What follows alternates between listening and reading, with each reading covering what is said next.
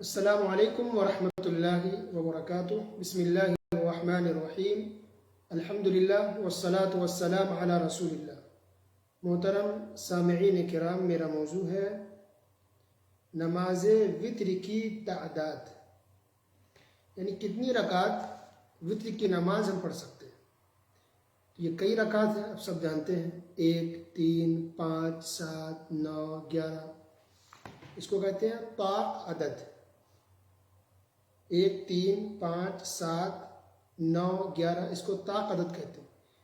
تو اس طرح سے جس میں سے جو بھی آپ رکعت پڑھنا چاہیں پڑھ سکتے ہیں۔ 4 نہیں پڑھ سکتے، یا تو 3 پڑھیں، 6 بھی نہیں پڑھ سکتے، یا 7 پڑھیں۔ تو طا عدد میں وتر کی نماز پڑھنی ہے۔ تو 1 رکعت پڑھنی جائز ہے، لیکن بہتر ہے کہ انسان 3 پڑھے یا 3 سے زیادہ پڑھے، 3، 5، 7، 9، اس طرح سے۔ رسول اللہ صلی اللہ علیہ وسلم کبھی 1 پڑھتے، لیکن زیادہ تر 3، 5، 7 زیادہ پڑھتے تھے۔ تو 1 بھی پڑھنا ثابت ہے، 3 بھی ثابت ہے حدیث سے، 5 بھی، 7 بھی، 9 بھی، 11 بھی۔ 3 رکعت پڑھنے کا طریقہ کیا؟ 2 طریقہ ہے، جیسا کہ دوسرے بیان میں آپ کو بتایا گیا ہے کہ 1 سلام سے پڑھنا اور 2 سلام سے پڑھنا۔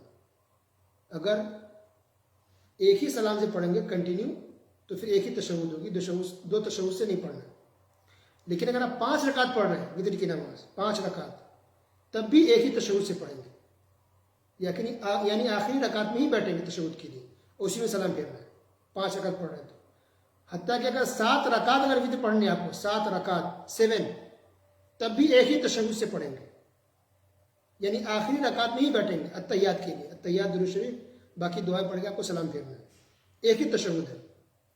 اور اگر 9 رکعت آپ پڑھ رہے ہیں وتر کی نماز، 9 رکعت، تب پھر 2 تشہد ہے۔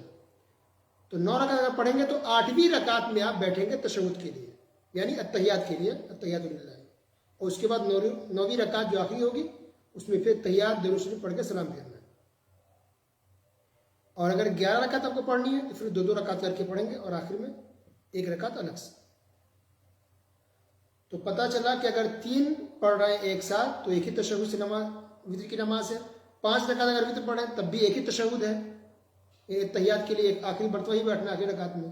7 رکعت وتر کی نماز پڑھ رہے ہیں تب بھی آخری رکعت میں ہی بیٹھیں گے، اس سے پہلے تحیات کے لیے نہیں بیٹھنا ہے۔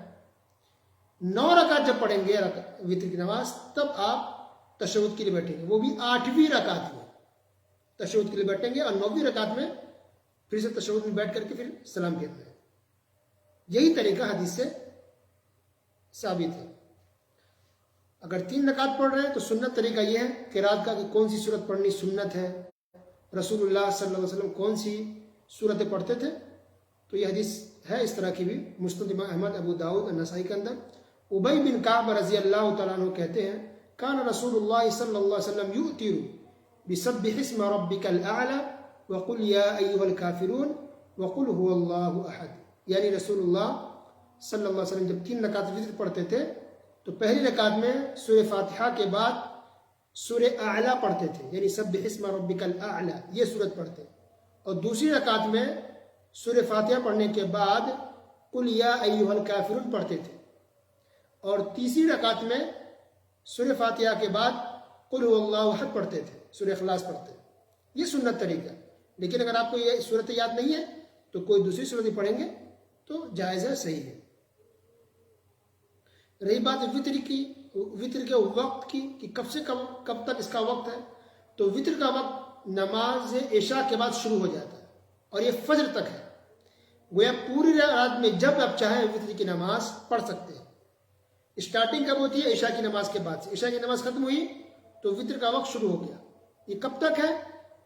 فجر کی اذان تک ہے، یعنی فجر کی اذان ہونے سے پہلے آپ کو وتر کی نماز پڑھ لینی ہے۔ اس بیچ میں جب آپ چاہیں پڑھ سکتے ہیں۔ بہت سے لوگ یہ سوال کرتے ہیں کہ افضل وقت کون سا ہے وتر کے لیے، افضل وقت کون سا ہے؟ تو دیکھیے، جو لوگ تہجد کی نماز پڑھتے ہیں، الحمدللہ اللہ نے اس کو توفیق دی ہے، ان کو شوق ہے پڑھنے کا، تو ان کے لیے بہتر افضل وقت یہی ہے کہ وہ آخری میں پڑھیں، تہجد کے بعد تہجد کی نماز پڑھ لیں، اس کے بعد آخری نماز وتر کی ہو، تو یہ اس کے لیے افضل وقت ہے۔ لیکن جو لوگ سوتے ہیں، تہجد کے لیے نہیں اٹھتے ہیں، تو پھر اس کے لیے بہتر افضل یہی ہے کہ وہ عشاء کی نماز پڑھنے کے بعد وتر کی نماز پڑھ لیں۔ کیونکہ سو گیا اور وتر کی نماز چھوٹ جائے گی تو یہ صحیح نہیں ہے. تو اس سے بہتر ہے کہ انسان وتر کی نماز پڑھ لے. لیکن جو جاگ سکتے ہیں، تہجد کے لیے اٹھتے ہیں اور فجر سے پہلے اٹھ جاتے ہیں وہ، تو ان کے لیے افضل وقت یہی ہے کہ وہ آخری میں یعنی فجر سے پہلے تھوڑا پہلے وتر کی نماز پڑھیں، یہ اس کے لیے افضل وقت ہے. دلیل کیا؟ صحیح مسلم حدیث نمبر 755.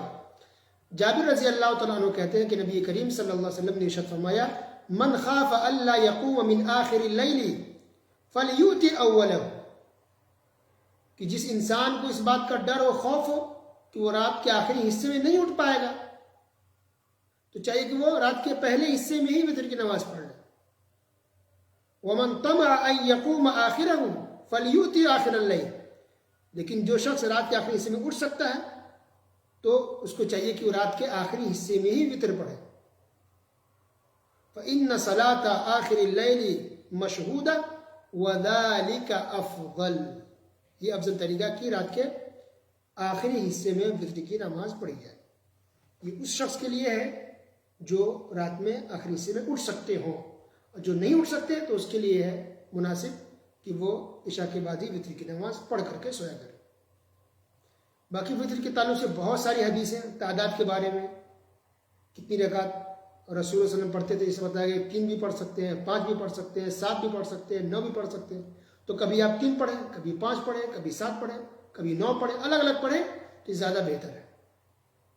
اللہ سبحانہ وتعالیٰ تمام مسلمانوں کو سننے کے ساتھ ساتھ عمل کی توفیق عطا فرمائے. آمین. وصلی اللہ علی نبینا محمد وعلی آلہ وصحبہ اجمعین.